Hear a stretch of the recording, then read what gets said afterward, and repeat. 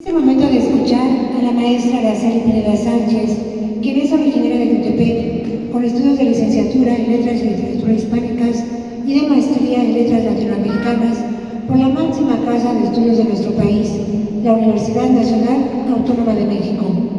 Su labor como investigadora la comparte con la docencia. Es además integrante del colectivo Laberinto de Letras y Cultura, que organiza anualmente la Feria del Libro en Tutepec. Hoy nos distingue con la presentación y comentarios a la antología narrativa Memorias de mi Pueblo 2.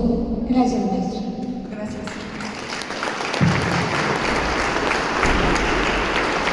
Bien, muy buenas tardes a todos. Es un gusto volver a coincidir con todos ustedes en este espacio para presentar nuevamente Memorias de mi Pueblo 2. Agradezco la invitación de la maestra Juanita, del maestro Carranza, y reitero mi felicitación a todos los miembros del grupo por su trabajo y por la difusión de la cultura. Bien, pues a continuación voy a leer el escrito que elaboré sobre memorias. La vida no es la que uno vivió, sino la que uno recuerda, y cómo la recuerda para contarla. Gabriel García Márquez. Dentro de la literatura como en las artes, muchos autores se refieren al primer acercamiento de la obra. En pintura hay un acercamiento, por ejemplo, entre los nenúfares de Monet y el espectador. En literatura, entre el texto literario y el lector. Y ahora mismo, con la interpretación musical del maestro y el público, ustedes. Damas Alonso y Elena Bernstein nos hablan del goce estético del placer de la lectura. Nos hablan de la delectación o del deleite. Yo disfruté mucho la lectura de los textos de la antología narrativa porque me transportaron a Tutepec en diferentes momentos, en diferentes lugares y en diferentes habitaciones. Y al igual como lo comentaba el maestro Gilberto, a diferentes habitaciones o en las cocinas tradicionales. También me gustaron por la forma en cómo están escritos y porque transmiten emociones. Algunas me transmitieron nostalgia, otras regocijo y algunas otras tristeza. ¿Por qué Memorias de mi Pueblo 2? El porqué del título. ¿Qué es memoria? El término deriva del vocablo latino memor, el que recuerda, y del sufijo ia, que forma sustantivos abstractos y que también forma el verbo remorare, recordar, guardar en la mente. Las memorias son las formas literarias que no solo describen los hechos y acontecimientos de una sociedad o acontecimientos particulares que se escriben para ilustrar la historia. También son una forma de plasmar los recuerdos y las vivencias de quien escribe o relata, tal como lo mencionaba el maestro Gilberto. En el ámbito literario, un sinfín de autores han recreado esta escritura. Recordemos algunos. Gabriel García Márquez escribió Vivir para contar. Pablo Neruda escribió Confieso que he vivido. Isabel Allende escribió Mi país inventado. Hoy mismo, 18 autores originarios del municipio de Tutepec, de diferentes profesiones y oficios, escribieron Memorias de mi Pueblo 2, cada uno con su propio estilo, su huella particular, en donde cada palabra y cada expresión son significativos. Enhorabuena. ¿Por qué son artísticas las Memorias de mi Pueblo 2? Porque están escritos con un discurso literario que exalta la geografía, las tradiciones, las costumbres, la música, las fiestas y personas valiosas que dejaron enseñanzas en la sociedad, en la familia y en los mismos autores. Las memorias son emotivas porque todas están contadas a través de un narrador protagónico, desde un yo, que no solo observa, sino que es copartícipe de situaciones, hechos y vivencias. Además de que cada uno de los autores hace referencia a sus vastos y significativos recuerdos. En casi todos los textos está presente el fenómeno de Proust o el efecto proustiano. Recordemos que la novela francesa, En busca del tiempo perdido de Marcel Proust, el protagonista se sumerge en los recuerdos al momento de degustar una magdalena, un pan recién hecho y una taza de té. Entonces, cada uno de nosotros, al percibir un aroma o sabor, nos evoca o transporta al pasado. A quien ustedes en este momento, un platillo, un aroma o una bebida les trae un recuerdo. Sí, Revivimos el pasado. Esto acontece en varios relatos en donde ciertos platillos o frutos remiten recuerdos. Y aquí unos ejemplos de las siguientes memorias. Voy a retomar fragmentos de los textos que conforman el libro para ir ejemplificando el discurso. En la historia de mi vida, increíblemente, entre los siglos XX y XXI se lee tejocotes en miel de piloncillos servidos en una hojita de maíz, en travesías decembrinas, confites que eran caramelos macizos con un pedacito de cáscara de naranja. Ya viene la fiesta. El aroma que se desprende es sublime y al esparcirse en el ambiente era segura que los vecinos se enteraban de que había mole de fiesta. En mi calle, abuelo de golondrinas, se lee olor de la tierra húmeda de los intensos aguaceros. En una mañana de abril, absorber el néctar de las flores de granada. Una cascada de recuerdos en cada uno de los relatos nos traslada a diferentes lugares o escenarios a través de la voz infantil o de la mirada de una persona adulta. Por ejemplo, en la historia de mi vida, increíblemente entre los siglos XX y XXI, la voz infantil hace referencia a la casa de los abuelos, al hogar y a las actividades que cada uno de los integrantes de la familia realizaba con luz natural. Así se recuerda en el siguiente fragmento.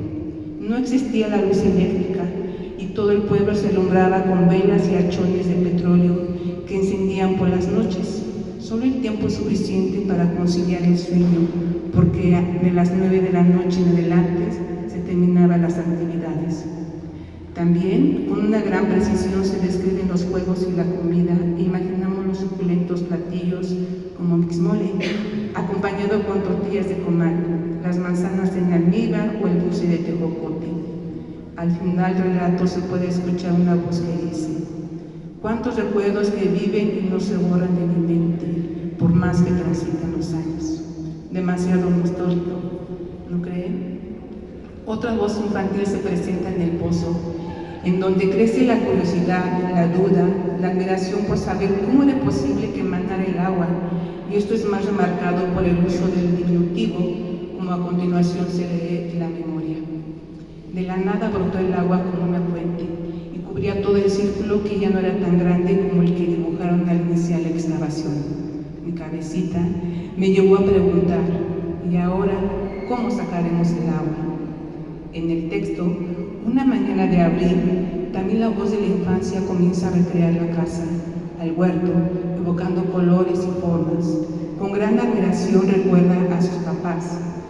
Leeré textualmente: el papá, hombre sencillo, amoroso, respetuoso de sus compromisos y de la valía de la palabra. Ella era de carácter fuerte pero alegre, para su tiempo era una mujer preparada, gustaba del canto y la lectura, tenía especial preferencia por la poesía y el dibujo. Rescata la imagen indeleble de los padres.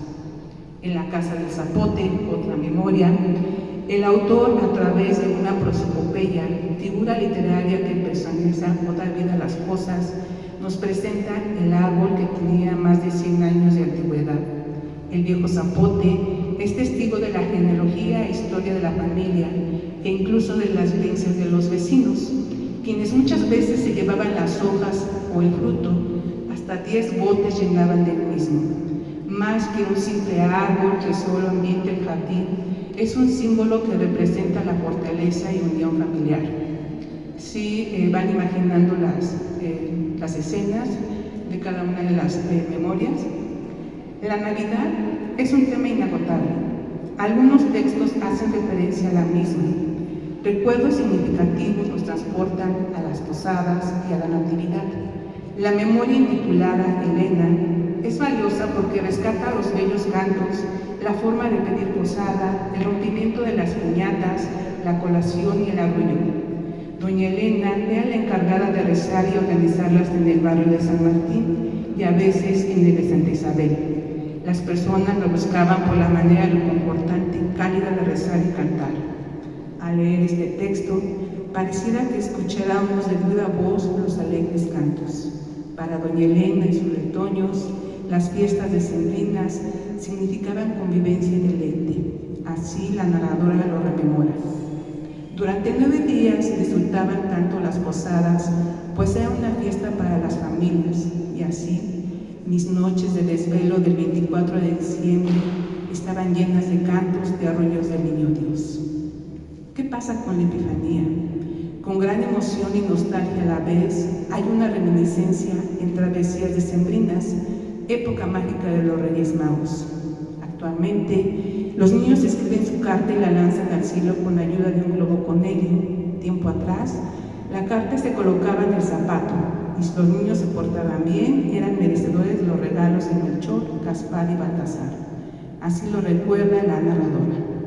Y leo: al pie del árbol navideño, en la madrugada del 6 de enero, no faltaba que mi hermano nos fuera a despertar con la nostalgia de que los reyes habían llegado, y a jugar se ha dicho. Ludo, ludus, términos latinos que significan juegos. ¿Cómo jugaban los niños en épocas pasadas? Les pregunto a ustedes, ¿cómo jugaban? Con gran espontaneidad y vivencia, muchos de los narradores hacen referencia a los juegos, las canicas, el valero, encantados, trepaban los árboles y nadaban en las zanjas. Además, los niños elaboraban con creatividad las pelotas o balones, con trapos amarrados con hilo o con el buche del guajolote que lavaban e inflaban. Los infantes no sabían de aplicaciones digitales ni sofisticados juguetes. Creatividad e imaginación es lo que prevalecía. Este dato de elaborar la pelota con el buche de guajolote, una servidora tampoco lo sabía. Seguramente, muchos espectadores de México y de diferentes países del mundo disfrutamos de ese maravilloso espectáculo de luces en el cielo, en cada una de las celebraciones y en la Feria de la Pirotecnia. Pero detrás de este bello trabajo artesanal está el conocimiento de los grandes maestros que transmiten sus enseñanzas a las futuras generaciones. En la memoria, la historia de mi gran vida en pequeños momentos, la voz protagónica de don Juan Flores Fiesco nos comparte cómo inició su gusto del juego con el juego y de su labor al fabricar luces de estrellas, escupidores, bombas de araña y castillos de morillo.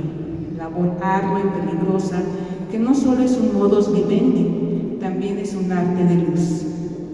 Memorias, dentro de tantos recuerdos, rescatan la importancia de varios personajes que han trascendido las épocas y que han legado sus enseñanzas en el arte de la música. La autora nos presenta una nómina de músicos que han sentado las bases para el desarrollo de este arte en el municipio, ya sea como ejecutantes, compositores y directores. Es el caso de los hermanos Cortés Sánchez. Rescato una anécdota valiosa por la relación que hay con el caudillo del sur, y cito: pues la banda del señor Mardonio Urbán fue contratada por el mismísimo Emiliano Zapata. Estando en movimiento, alguien gritó: ¡que muera Zapata! Y el señor Calixto Urbán contestó: sí, que muera, pero a ver, ¿quién lo mata? Muchas anécdotas más nos cuenta doña Sofía de los grandes filarmónicos del municipio que con su música deleitaron el alma del público. Y dentro de la edición también nos comparte varias fotografías. El ensayista mexicano Octavio Paz nos habla del arte de las fiestas en el laberinto de la soledad que interrumpe la marcha del tiempo y de la importancia de reunirse en sociedad. Varias son las memorias que hacen referencia a las celebraciones y festividades. Tultepec, unidos por la fe y la devoción; fiesta taurina dedicada a San Juan de Dios; la mayordomía del Señor de la Resurrección en Tultepec; y ya viene la fiesta. Cada uno de los autores aprecian y describen las mismas según su visión y vivencia. Hay quien relata el milagro del niño de las palomitas, y a partir de ello, cómo fue acrecentando la fe de las personas de los municipios que hasta las fechas sigue vigente. En Fiesta Taurina, de manera detallada y vivencial, el autor nos narra el emblemático recorrido de toros dedicados al patrón de la pirotecnia. en donde los pobladores con una vasta imaginación los recrean de diferentes personajes o técnicas artesanales.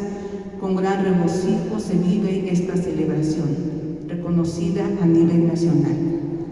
El maestro Solano nos comparte la historia familiar de la imagen del Señor de la Resurrección, una reliquia que perteneció a su bisabuelo. También hace referencia a la organización y preparativos de la mayordomía, que se celebrarán con gran fervor.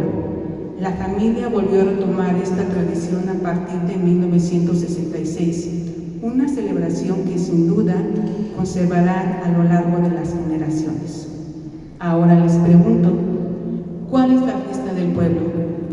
Cada uno de nosotros tenemos el referente de la fiesta del municipio, la Natividad de María, que data de siglos atrás. En la memoria intitulada "Ya viene la fiesta", la maestra Juanita nos presenta un vivo cuadro costumbrista que va desde la recaudación, la recolección de la cera, la celebración de la misa, el recorrido de los estandartes y la tradicional feria.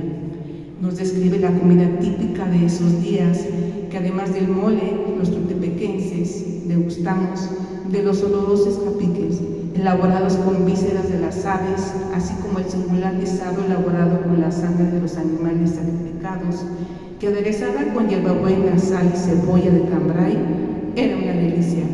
Totalmente de acuerdo.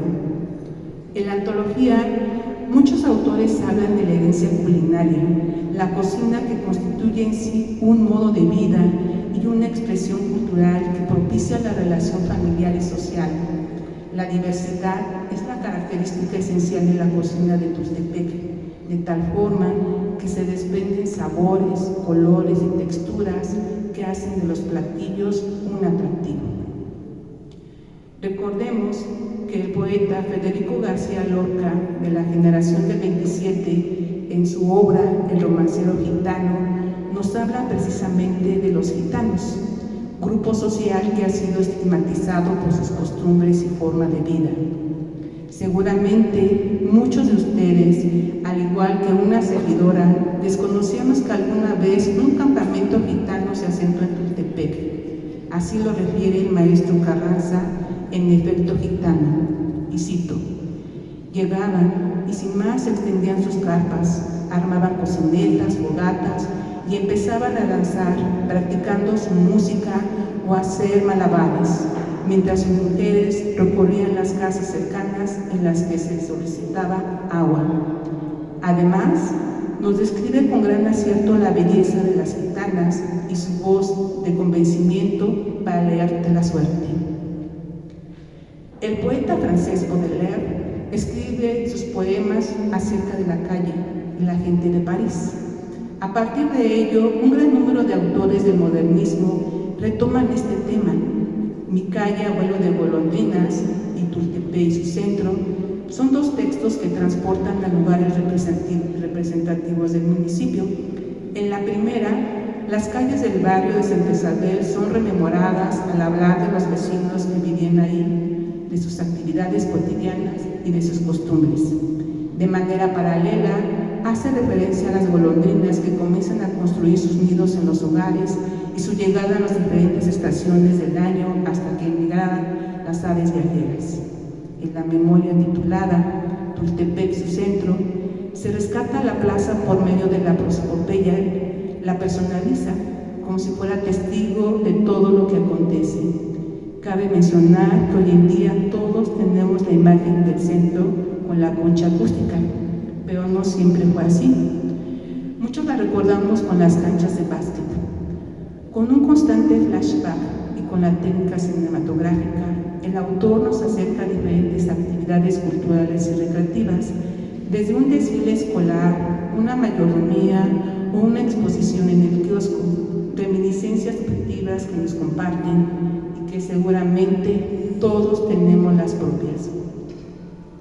Todos conocemos personas importantes, populares o carismáticas que han sobresalido en nuestra comunidad. Ahora mismo podríamos mencionar algunas, ¿cierto? Varias semblanzas de personas son presentadas a lo largo de la antología, Con un matiz de nostalgia y un vaivén de recuerdos en la memoria intitulada Personaje del siglo XX, la autora escribe una semblanza de don Agustín Urbán, su papá, quien se caracterizó por su visión política sin perder el lado humano. Se preocupó por el progreso del municipio al fundar varios negocios, la primera línea de autotransportes y la fundación de escuelas como la primaria Ignacio Manuel Altamirano y el preescolar Evangelina Osuna, donde seguramente muchos de ustedes, al igual que una servidora, estudiamos ahí.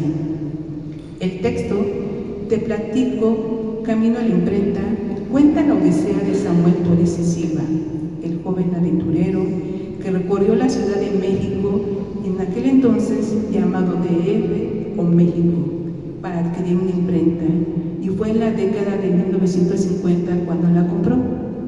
Dicha adquisición favoreció primero a su familia y después al desarrollo cultural y económico de la localidad y sus alrededores.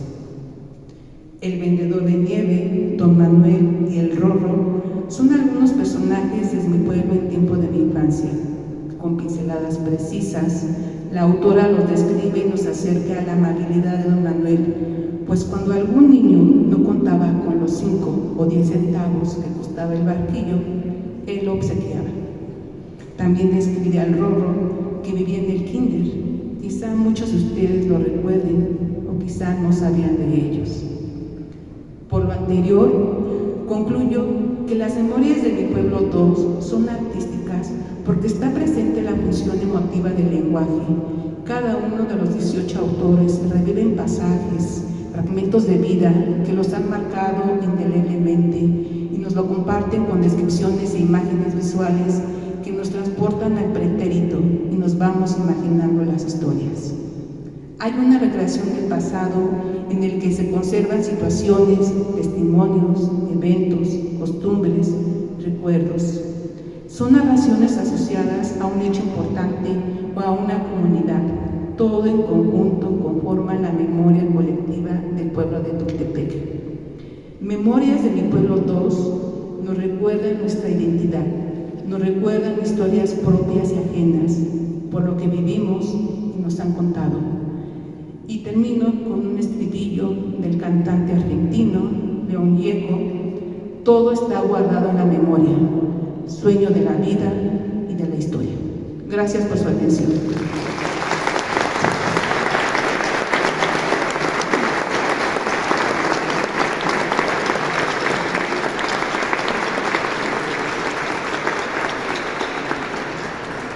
Agradecemos a la magistral intervención